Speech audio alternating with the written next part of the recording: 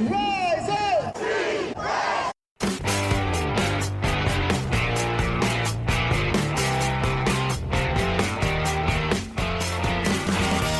This is the Rise Up See Red podcast, all about the Arizona Cardinals and the NFL, featuring insider and outsider perspectives. Enjoy the best hour of Cardinals talk on the web.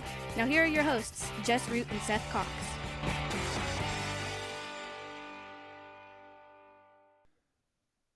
Hello, Arizona Cardinals fans, and welcome to the latest edition of the Rise Up See Red podcast. I'm your host, Jess Root from CardsWire.com, the USA Today NFL Wire site covering the Arizona Cardinals. And with me, as is pretty much always the case, especially during the season, is Seth Cox from RevengeOfTheBirds.com and one of the hosts of the original Draft Breakdown podcast. We are now officially in the regular season, and oof, what a stinker of an opener. I don't think that could have gone, honestly.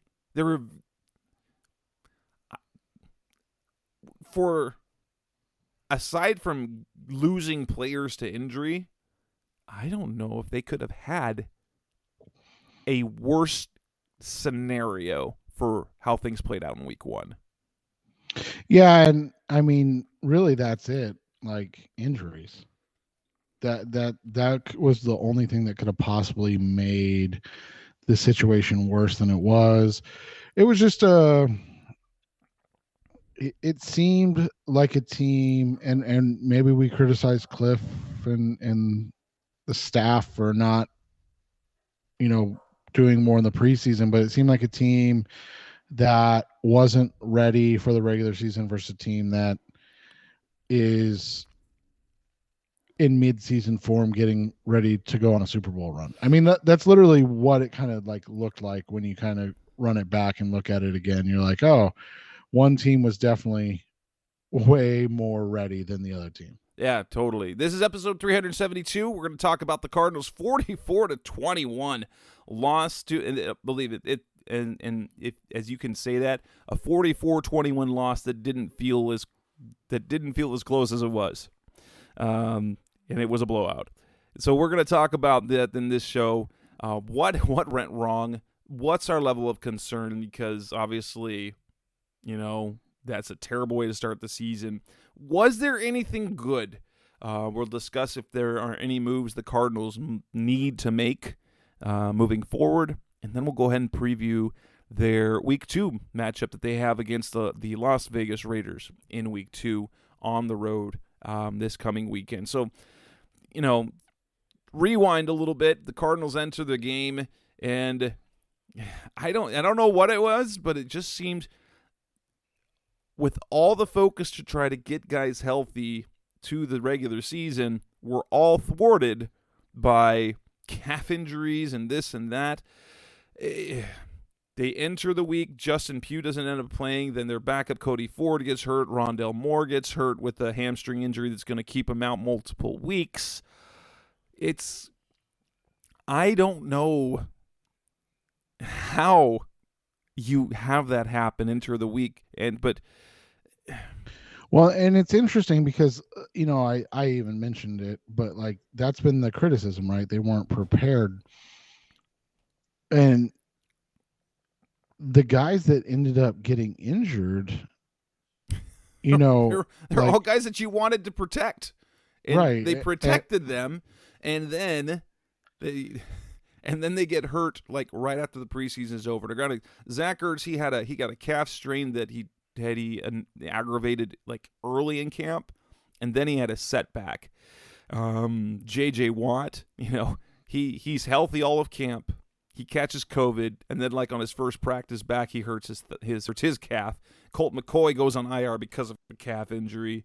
Rondell Moore, for whom the Cardinals seem to have a game plan built around, dinks his hamstring on Thursday, and so they've already got their game plan set. It was just, Kansas City was just so good. It was like the Cardinals had no answer for them defensively, and then offensively they didn't get started. They were going to have to play a nearly perfect game plan offensively, and they fell behind 14-0 in the first quarter, and that kind of did them in. So they got some life, and then they had a chance to make it a game, and it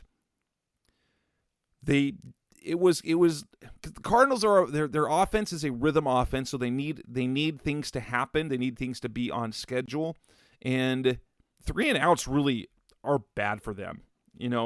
If they can get one first down, it feels like they can get into rhythm and then they get moving. But 3 and out kind of destroys everything. That's how they started the game. They started the game with a 3 and out after they gave up a touchdown. They gave up another touchdown. And then the Cardinals got into rhythm, but the defense just was completely overmatched. There was so much not to like. Now, granted, they were down cornerbacks because, they lost Antonio Hamilton to the burns.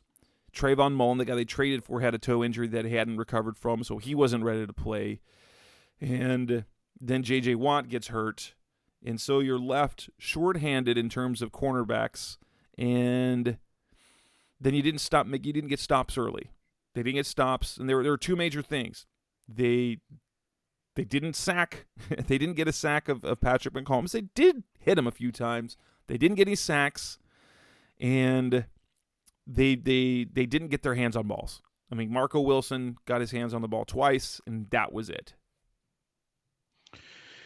Yeah, and it was just one of those situations, like you said, where there was no rhythm, there was nothing to it, and every time they looked like they were getting ready to get back in it, they either had a little thing, whether it was let's go for that 4th down play, or when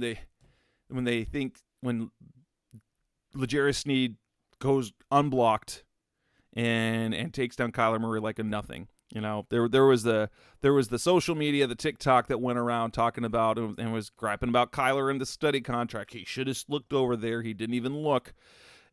Cliff said there was a protection that should have picked up. He should have, if he gets that if that protection is picked up and Sneed is blocked, Hollywood's wide open down the field. On a 3rd down and 1 when they're in position. That wasn't at the end of the half, and they could have gone for the field goal, but philosophically, if we've known anything about Cliff Kingsbury in year 4, especially when he knows he's going against a team that you're going to need points on, he's going to go for it every time, and he was adamant about that after the game. He's like, no, we were going to go for it. You can't settle for field goals against a team like this. They had the play. There was a mistake. There was a mental error. And then on the other one, on the 3rd down, Greg Dortch, like Kyler's got Dortch down the field. He trips. He takes a shot at Hollywood down the field. It was a beautiful throw. Hollywood looks over the wrong shoulder, so he doesn't adjust quick enough. It was just little things that compounded because the defense wasn't. The Cardinals need their offense to be great this year, at least how things are currently constructed. They need the offense to be great so that the defense doesn't have to be. And especially, again, against the Chiefs, where the defense was going to barely be able to do anything, that offense needed to be great. And the offense was unable to be great, mainly because you had Sean Harlow starting at left guard, and Zach Ertz was being limited in his playing time because he's coming back with a calf injury, and the guy that Rondale Moore, it would appear that the game plan was built around him, and instead you had Greg Dortch, who's been productive, but he's not the player that Rondale Moore is. Yeah, and we just saw it. I mean, and our buddy Sully Chiefs made fun of it. I mean, he did. He's like, it's interesting to go in with an offensive game plan of Greg Dortch to beat the Chiefs, and what did you get? Like you said, you ended up with what happened. And Dortch didn't play bad, but you can just see he lacks the juice that a guy. Like, you look at his testing numbers, Quickness, he has in spades. Breakaway speed, he doesn't have. Right. And so, like, he just wasn't able to, he just was never able to create problems for the defense that caused them to,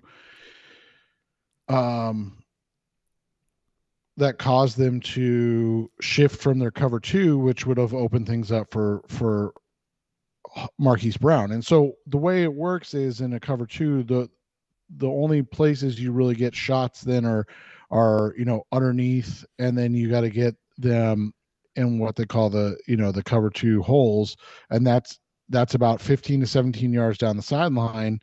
And if you look back, that's where AJ Green and Marquise Brown were being targeted and had their lone catches. And so that was the problem, is you needed somebody that could break that cover two. Zach Ertz clearly wasn't going to do it in that game, just from his limited physical ability. Cliff addressed the Trey McBride not being active thing. I have other theories that we can get into later, but when you don't have that middle of the field option, and then all of a sudden you don't have the guy, like you said, that you kind of built the game plan around in Rondale Moore, and you're instead going with a guy that's probably, maybe 60% of what Rondale Moore can give you, it becomes an issue. And you saw what the issue was. And like you said, they were just never able to get it going. And I thought they got into a better rhythm in the second half and obviously played a little bit better offensively. But that's, like you said, that's going to be the big thing, is that they can't get down and have to make up that much ground, especially when they are shorthanded. And the other thing is, you see, as we saw down the stretch last year, just how much that the defense relies on J.J. Watt. And that's kind of a scary proposition. I mean, obviously, when you sign a guy to the amount of money that the Cardinals did, you are counting on him. I mean, you're building a defense kind of around him, because that's kind of what you do with an intact player. But that defense is something, especially the interior, it is just a different animal when JJ isn't there. And it really is. And they just have no juice. I mean, that's just the best way to put it. And they're a bunch of almost. Like, the Cardinals hit Patrick Mahomes, I think, 6 times. And they almost had guys, they almost had guys at the line of scrimmage. And those almost, especially, you can't do almost against the Chiefs. No, but that's also the thing, man. I mean, you look at it, like 70 snaps, 44 passes, and you only hit him 7 times, and you only hurry him, 13 times. So literally on 60% of his passes, he had no pressure. And then all of a sudden, your inability to cover comes into play as well, right? Because all of a sudden, now you're asking average to maybe below average corners to cover for 4+ seconds, and that's just a recipe for disaster. I mean, that's the thing, is Patrick Mahomes doesn't need that much time to beat you, but when he has that much time, he's going to play like he did on Sunday. I mean, there's one thing that's gone out, on social media. Analysts have talked about this. The Cardinals made a concerted effort to blitz. They blitzed Mahomes on 54% of his dropbacks, and he completely toasted them. And philosophically, if you look at the personnel that they had, I can see why Vance Joseph said, I ain't got a choice, because if we don't, he's going to pick us apart. But if we do, maybe we get home on him. Do you think that was kind of the case that going into it, that they, because there are analysts saying that if there's one thing, like that the Chiefs offense invites the blitz, and it's kind of built that way, and the way to beat Mahomes is to not blitz him. Did you feel that, would you say that probably Vance felt like the only way his defense was going to succeed was by creating or trying to fabricate and generate pressure with blitzes? Well, especially when you're talking about that Marcus Golden and Dennis Gardeck were only in for, 16 and 14 pass rushing attempts respectively, and they're your two best pass rushers coming into the season. Isaiah Simmons had 6 pass rushes. He did a nice job again getting some pressure on those. Zach Allen wasn't bad, but for the most part, like the guys that you're expecting to carry your pass rush in Gardeck and Golden didn't. I mean, again, 44 attempts. Golden had 16 pass rushes. Gardeck had 14. Like, it was almost like they were seeing what the other guys could bring, knowing that it was going to be a tall task this week. So, you look at it overall, it was a bad game. I mean, there's no other way around it. But I think it's also a game that they I don't want to say purposely let happen like that, but to the point where they were using it to find out, test some things, before they move forward. What they hope is with good health. Yeah, totally. So, coming up next on the Rise Up See Red podcast, the best hour of Cardinals talk on the web.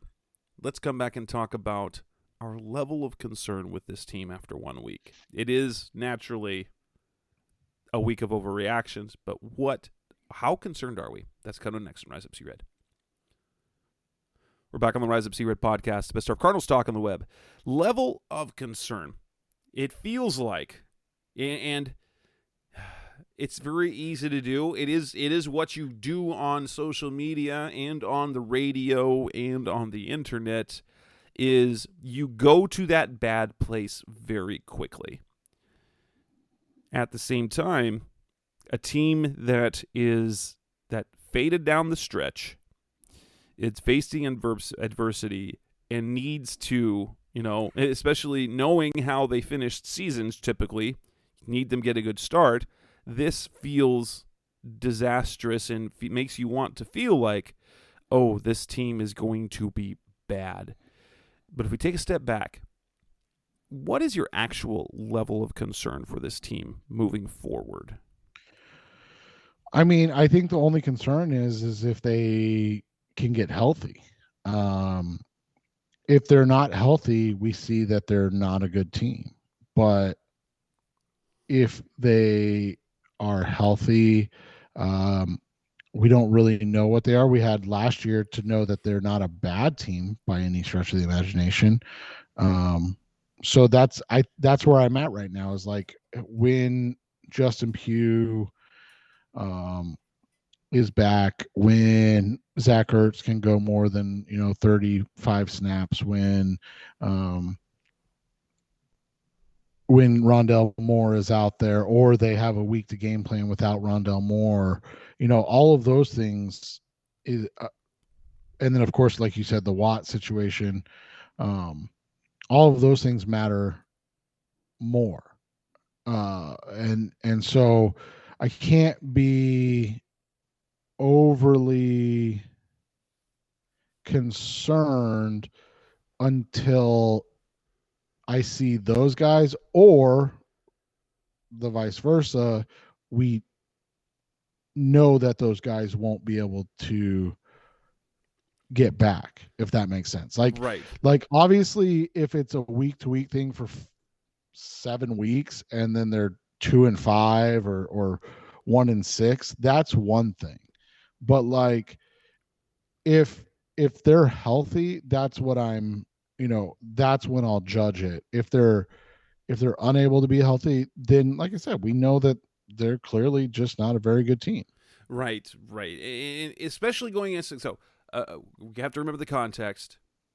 When Andy Reid and Patrick Mahomes, now they are incredible with time. Whether it's coming off of a bye or starting the season, they are nearly unstoppable. It's a Chiefs team that's expected to compete for a Super Bowl. Isn't Andy Reid in Kansas City undefeated in opening days? I don't know Mahomes is. I don't. So Mahomes is now 5-0. I don't know if that extends to Reid or not. I have to do a little. Okay, so they're 8-1. Oh my gosh. So that's what I'm saying. And you probably can pull up that same sort of stat because Andy Reid is also amazing after bye weeks. When you give him extra time to prepare, they're really good.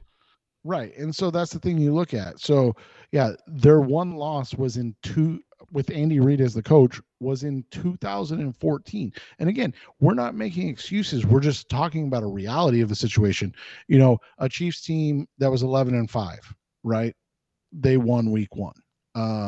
A Chiefs team that was 11-5 again in 2015. They won week 1. Then they lost literally the next 5 games. So like it doesn't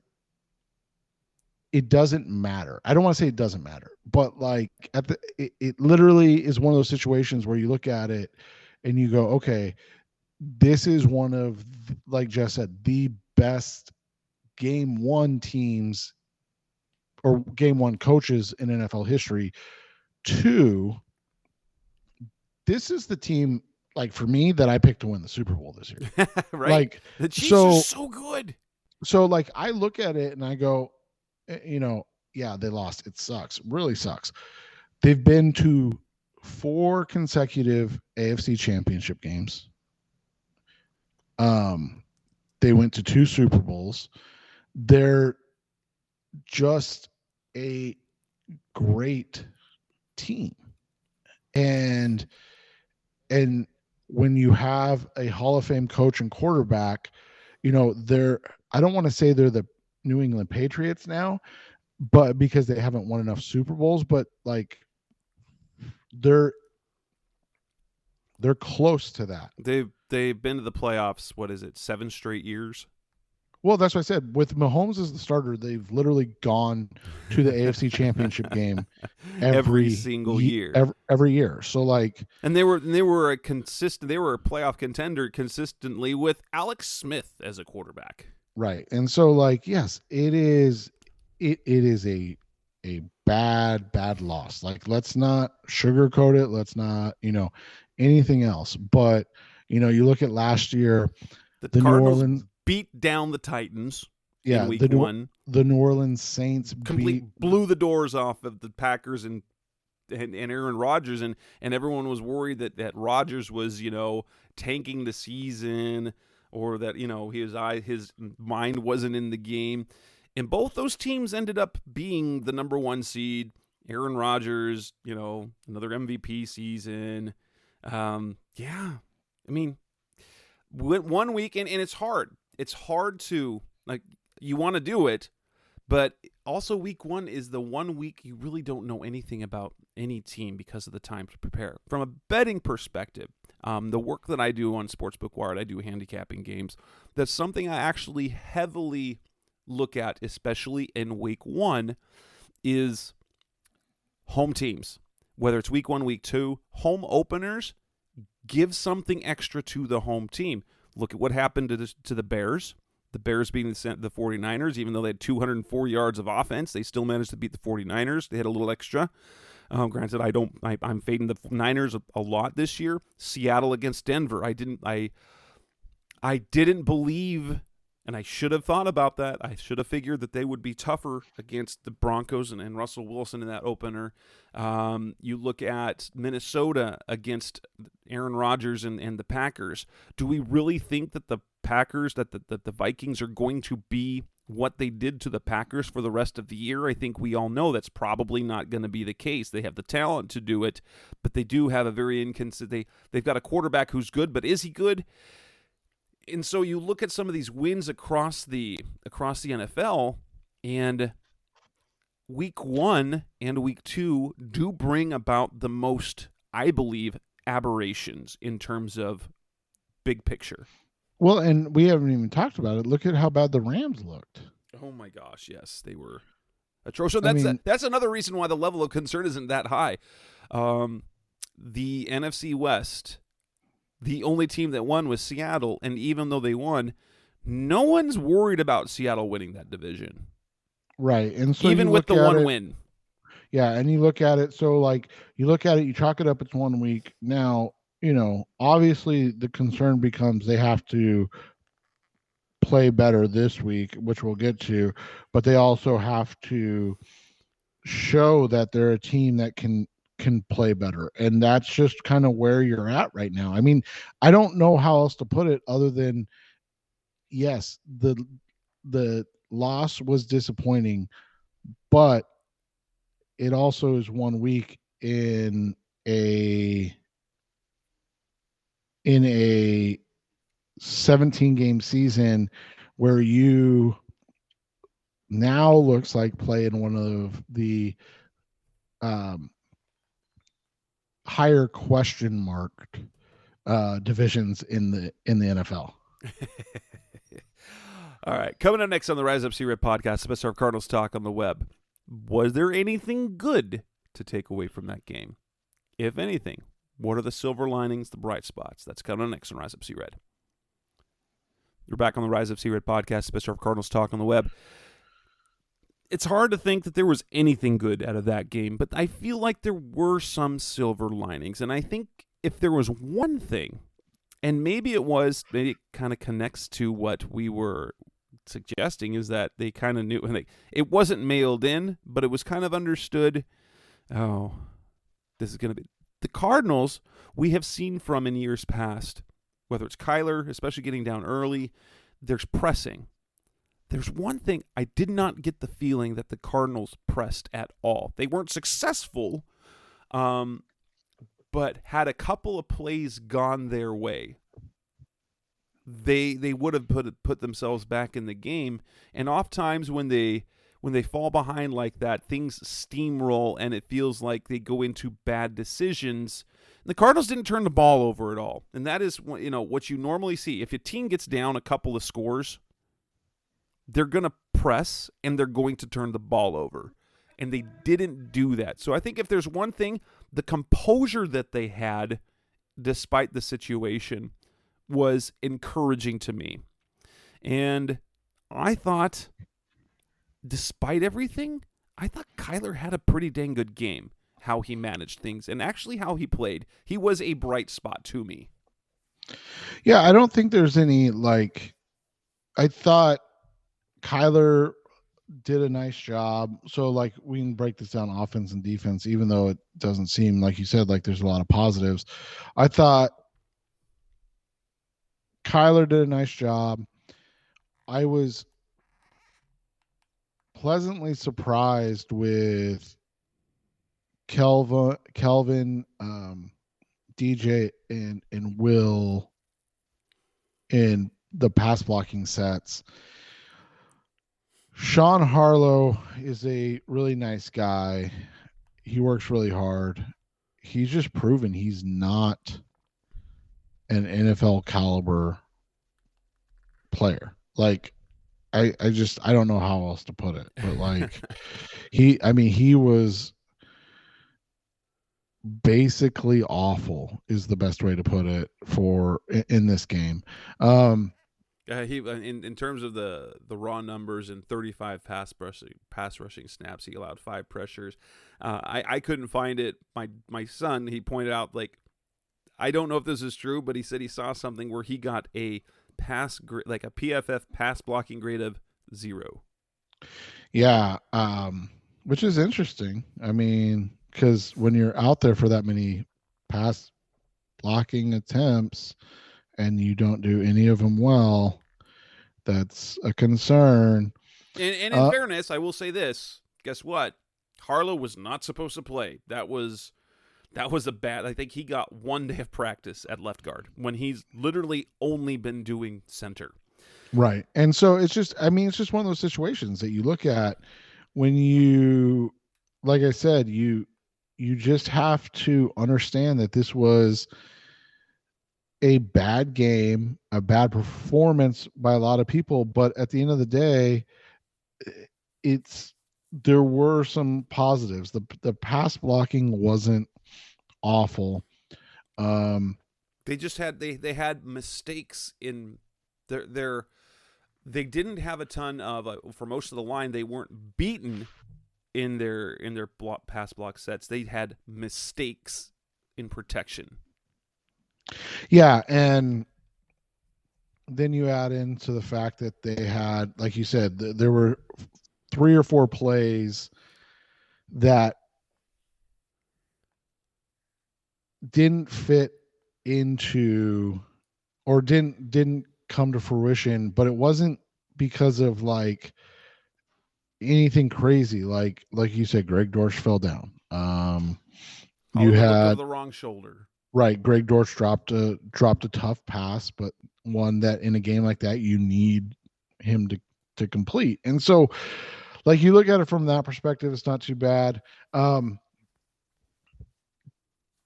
thought you got a nice game out of Greg Dortch. I thought Marquise Brown played well. Well, that's the thing with Dortch. So think about this: if you imagine with Rondell coming back at one point, even before Hop gets back, and your 10 personnel has Rondell, it has Marquise, it has Hollywood and AJ on the outside, and Dortch and Rondell inside.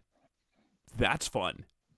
And then you add in Hopkins, and then you can then sort of make Dortch the gadget guy. What literally how Rondell Moore was used last year. That's what you got, Dortch. And so that becomes very, very interestingly fun. Yeah, and it just, like I said, it was disappointing that it happened on a Wednesday and then all of a sudden on Thursday. And I know people will be like, well, why didn't they just change the game plan? But it's like, well, you've gone pretty much all training camp. And for those of you who know how practice runs, Wednesday is their padded day usually. And that's why like the veterans aren't doing that, because it's their physical one. And so that's when they are doing all the hardest install for what they're doing. Yeah, and so, I just, like I said, I'm not going to die about this game. I'm not going to feel like this is the end of the world. I feel like, there are some things that they can do better, and kind of move on from that. And then on the defense side of the ball, I just wanted to point out, I thought Rashard Lawrence played well. I thought Dennis Gardeck in his limited snaps played well. I thought Zayvon Collins played really, really well against the run. For the concerns that we had about Marco was pretty solid as well. Yeah, Marco and Byron, I thought both did okay. It wasn't great. I think, I mean, if you have concerns, the 2 biggest concerns in this game were that 2 guys that you're really, really counting on defensively played poorly, and that was Isaiah Simmons and Jalen Thompson. And it's one game against maybe the best or second best offense in the NFL. Like, so with one of the, like, when you've got and both their running back and their tight end, Travis Kelce especially, he might be the best tight end in all football. Right. He's an incredibly difficult matchup. And then you've got a running back who can also do stuff in the passing game with Clyde Edwards-Helaire. Right. And they just did a nice job in the game. And, we talked to Chiefs guys, and they basically said that they felt like this offense was going to be able to be better because they would actually be more multiple and versatile without Tyreek Hill, which seems absurd, right? I mean, but this is literally what they talked about. They talked about that the loss of Tyreek Hill and the additions they made at wide receiver, Juju and Marquez Valdez-Scantling. So allow them to do different things while still having maybe some big playabilities. But think about it, like they didn't really have any huge plays. Nope. They just kept moving the sticks. Right. I mean, you talked about it off the air. It's literally death by 1,000 cuts, and that's what they did. Yeah, and that's going to be in. Those are as we've seen over the years, like a Sean Payton type offense. That's what they do. That is very hard to defend because then, even though a lot of defenses want to make opposing offenses go down the field, 10, 15 plays because it's more opportunity to make a mistake. The problem is the way the Chiefs scheme things. There's always somebody open. It's because they have all the weapons they have. Sure, they're not as explosive without Tyreek, but when you improve significantly, think about who's getting snaps this year at receiver. So instead of Demarcus Robinson and Sammy Watkins, now you have Juju Smith-Schuster. Or Byron Pringle. You've got Juju, and you've got Marquez Valdez-Scantling. Juju is a very, very good player. Very good player. And he gives them, my goodness, especially, so they basically, they can attack you at any point of the field, and you have a legitimate weapon at any level of the defense. Well, and here's the thing that you look at, and we can leave our discussion on the Chiefs game after this, but the way you beat the Chiefs is how you beat Tom Brady back in the day. You have to be able to get to him, Patrick Mahomes, with 4 rushers. And we talked about it early. They had to blitz because they didn't have one guy, let alone 4 guys that could get to Patrick Mahomes. And so when you do that, like you said, you're going to have free guys, especially if you are not getting consistent pressure. And like I said, 60% of the dropbacks, they didn't even get a hurry. Yeah. So when you're dropping back and only 4 out of 10 you're even getting a pressure, like that's just you're going to lose no matter who the quarterback is, but you're especially going to lose if it's a guy that's on pace to be one of the 5 greatest quarterbacks ever. Coming up next from the Rise of Red podcast, special Cardinals Talk on the Web, we move past the Chiefs game. What moves do they need to make? What moves do they need to do? What do they need to change to set things straight? That's coming up next on Rise of Red. We're back on the Rise of Red podcast, special Cardinals Talk on the Web, and injuries all over the place. They have injury at guard, so they were missing Justin Pugh. They only got a half a game out of Zach Ertz. They're missing J.J. Watt. They're missing Trayvon Mullen. They're missing Antonio Hamilton. That's a lot of guys to be. Obviously, Rondell Moore now. They were already down DeAndre Hopkins. That was they knew entering the season. Does it become a need requirement to make any changes to what they've got? They obviously made the trade for Trayvon Mullen. They made the trade for Cody Ford. Both guys are injured. Perfect. What can you do? What can you do?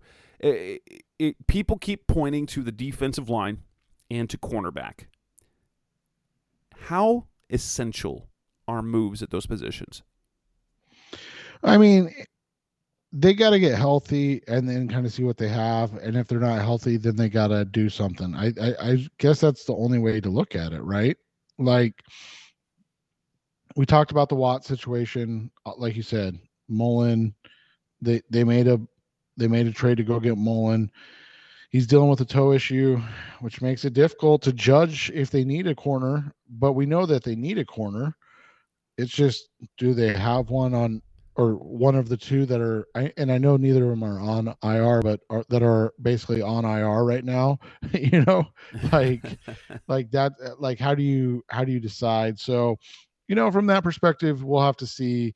I still think that they need to add somebody along the defensive line, I mean, but who do you add? I mean, that's my big thing. Ndamukong Suh. Yeah, I mean, that's but it's been made very clear by reporters here locally. The Cardinals don't have interest in him. I don't know why you wouldn't have interest in him. He's good. He knows Vance Joseph. He's going to be impactful. Can you imagine like a defensive base of Zach Allen and Ndamukong Suh and Zach Allen? I mean, and DJ Watt.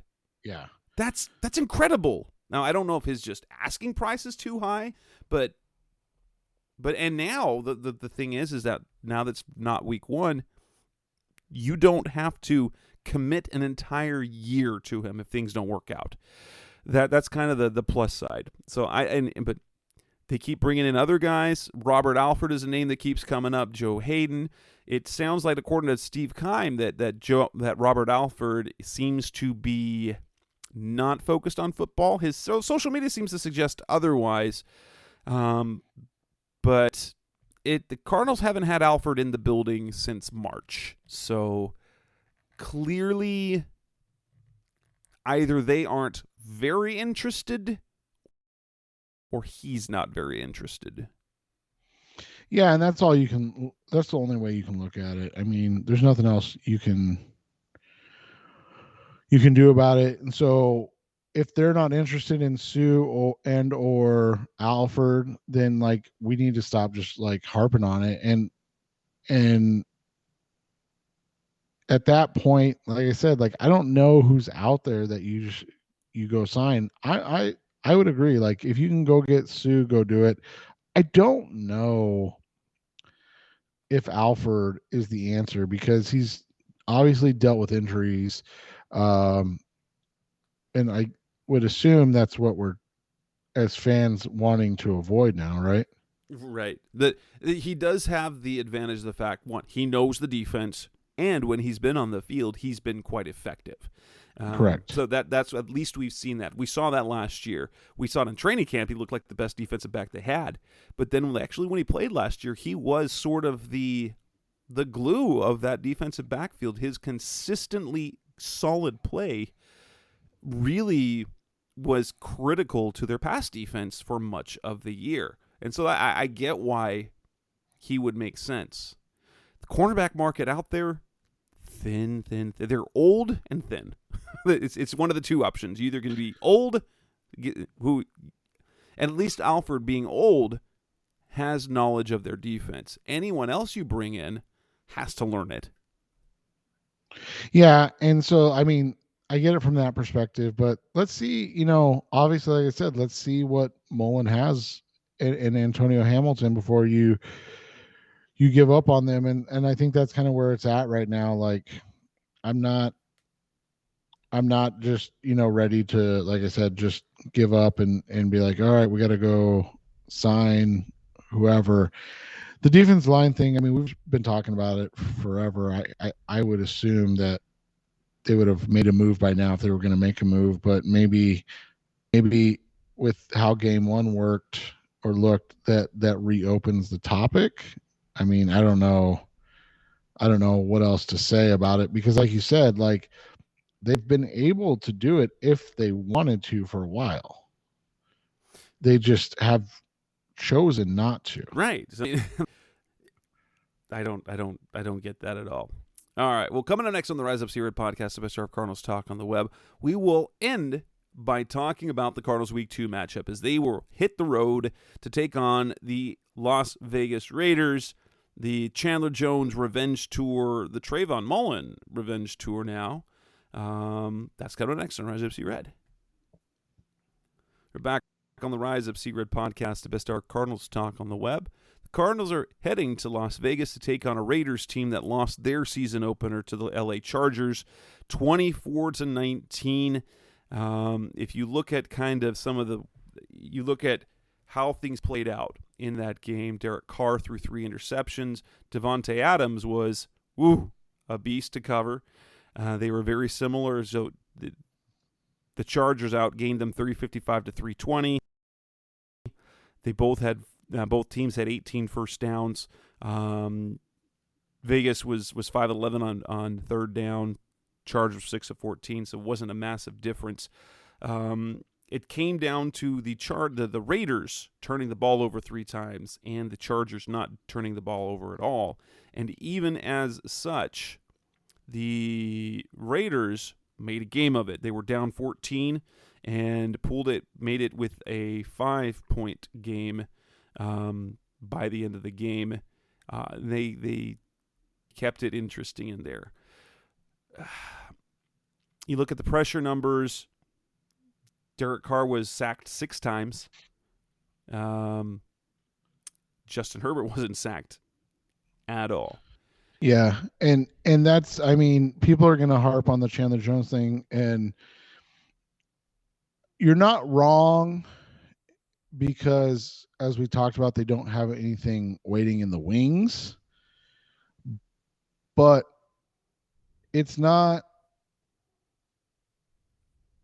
like he came out and balled out. He had to hit. So the Yeah. Raiders total had 3 hits. That's right. it. So they had a worse pass rush in their game statistically than the Cardinals did. It'll be interesting because when you look at how their corners played, the best corner they had in the game was their slot cornerback, Nate Hobbs. He had a good game. Their other corners in Rock Ya-Sin and who else plays corner for this team? Is that Holy Diablo? cow. No, he plays safety. No, he's playing like a linebacker position. It's Nate Hobbs. Oh, Anthony Everett. That's the other one. They didn't have good games, obviously, with Devontae Adams basically with the Chargers basically getting whatever they wanted. It'll be interesting because and remember, the Chargers lost Keenan Allen about halfway through that game, wasn't it? It's true. And he's still their top guy. It'll be really interesting to see just how this plays out, because you've got a Las Vegas team that definitely made some moves, but I'm not sure if they're good or not. Like, they have really good players. Obviously, Devontae Adams is phenomenal. They do have. I mean, their trio of pass catchers of Adams and Hunter Renfrow and Darren Waller are very difficult, and it's gonna. I mean, their offense is obviously going to cause problem for the Cardinals if you cannot get pressure. I don't think there's any other way around that. That being said, the guys, on their offensive line, weren't great. Colton Miller, who's supposed to be their franchise tackle, didn't look great. They kind of had a hodgepodge of guys in the game. Their center was their strong point, but it's not like the Cardinals pass rush comes from up the middle, right? So it'll be interesting to watch, because I feel like outside of their pass catchers, which is going to basically be advantage most teams the Cardinals play at this point, right? Like, wouldn't we say right now, like, we're going to be like, oh, the Rams are going to have the advantage. Oh, other teams are going to have an advantage right now.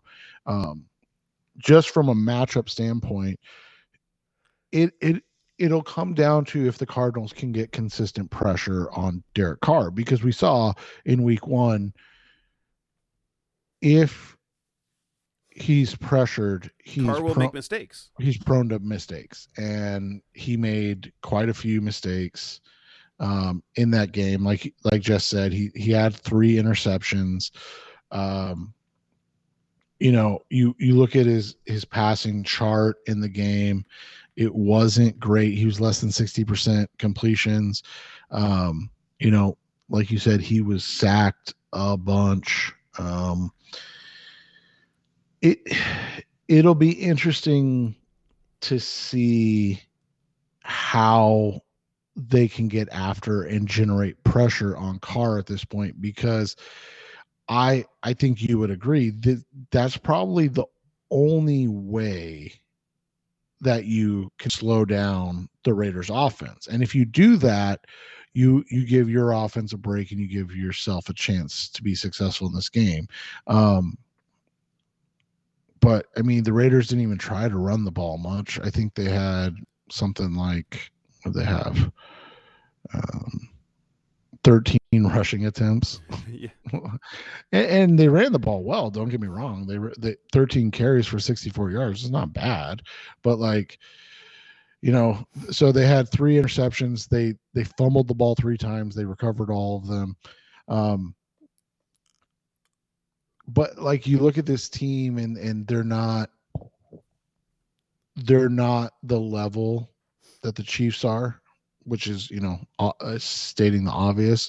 And so I think it's a better representation of where the Cardinals are as a team in this season, and will give us a better idea of if this is a team that had a one-off bad game, or if this is a team that you really, really need to be concerned about for the season. Right. And what we want to hopefully Mullen is healthy enough to play.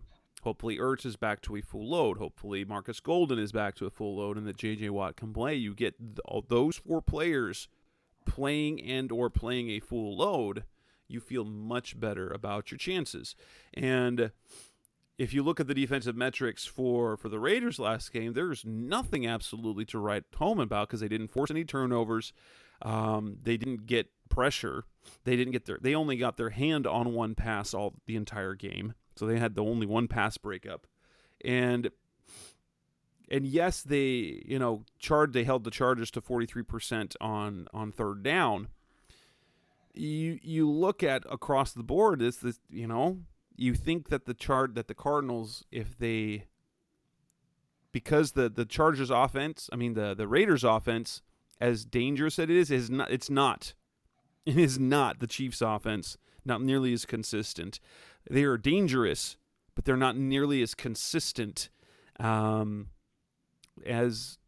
the Chiefs are. It's just ridiculous how well oiled that Chiefs offense looked, and that was not the case for the Raiders last week. Although I do worry, being their home opener, that they'll have a little extra juice that way. But that said, the Cardinals tackles played well, so the tandem of Chandler Jones and Max Crosby is going to be mitigated a little bit. Though you'll have to say that duo is better than the duo of Carlos Dunlap and Frank Clark for the Chiefs. Yeah, definitely, and they'll offer a different challenge, but I think their defense, they also don't have a Chris Jones in the middle. Right, I think their defense is worse. They do have like you said, a better pass rush unit, but they didn't do a great job against the Chargers. And that's not to say that the Chargers don't have a good pass blocking unit themselves. When you look at it, they have a good group. It's just that I think it'll be interesting to see what Chandler has left. How much Chandler has left. I'm sure in this game he'll have a little more, right? I'm sure he will. But overall, I'm not nearly as concerned about this game as I was in the Chiefs game. Yeah. if we're going to make a prediction, what are you thinking? What are you thinking for this game? It's just so hard to tell right now because, it's Tuesday. We don't have an injury report till tomorrow. We're not getting really any information on who's going to play. I'm confident in the Cardinals if they're healthy, meaning Watt, Pugh, and Moore can all play. I'm more confident in the Cardinals than if they're not playing. If they're not playing, then I honestly don't even know what to make of this team. Like I don't think that they can win if those three are not on the field. I'm gonna say that's kind of the same boat that we're in. I can't imagine that the Cardinals are going to look that bad again for the second week in a row. They're a more proud team than that. And the Raiders did improve down the stretch. That said, I think it will be a close game. And I'm going to give the Cardinals a 27-24 victory in this one. Yeah, and like I said, if they're healthy, I can see them winning this one 31-23. If they're not healthy, I think it's going to be a tough one. You can see it going like 27-21 the other way. Yeah, either way it could go that way. But if we want to look at the quarterbacks, are we going to get a Kyler Murray who played like he did last week? Can the defense force Derek Carr to make mistakes? He can make mistakes. Derek Carr is another one of those quarterbacks where you're like, he's good, but is he good? He's good. Yeah. But is he great? No, he's not a great quarterback. He's a very good quarterback. Kirk Cousins, he's kind of on that same level, I think. But he is who he is. And there's nothing wrong with that. He's definitely good for that team. His teammates love him. The organization loves him. You can win with him, but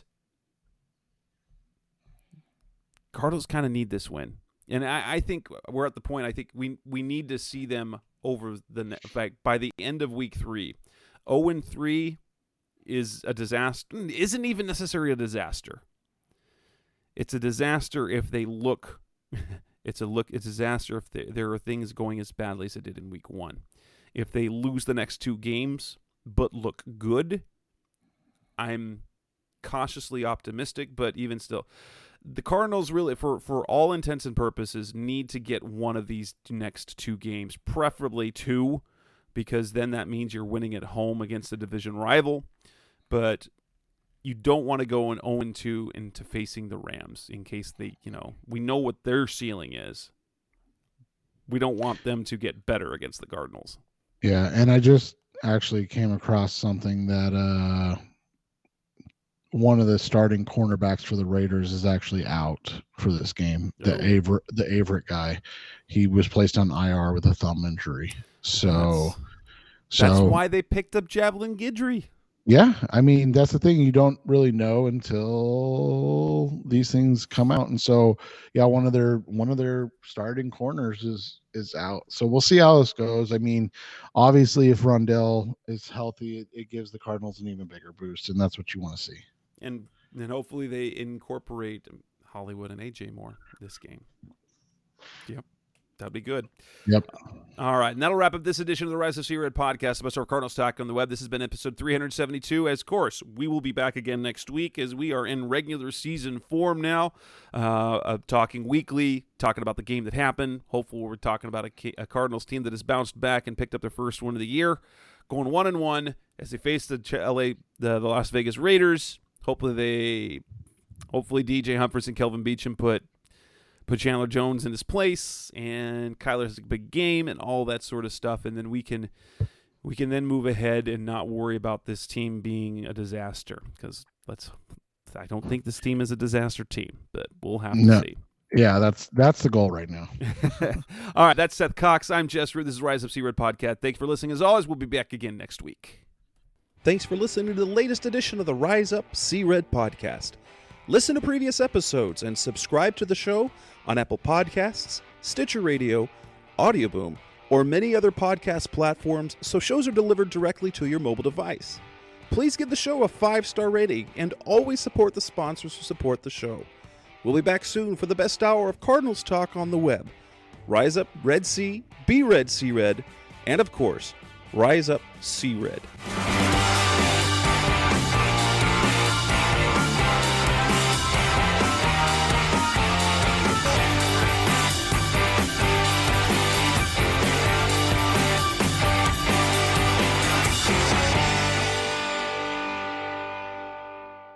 Run!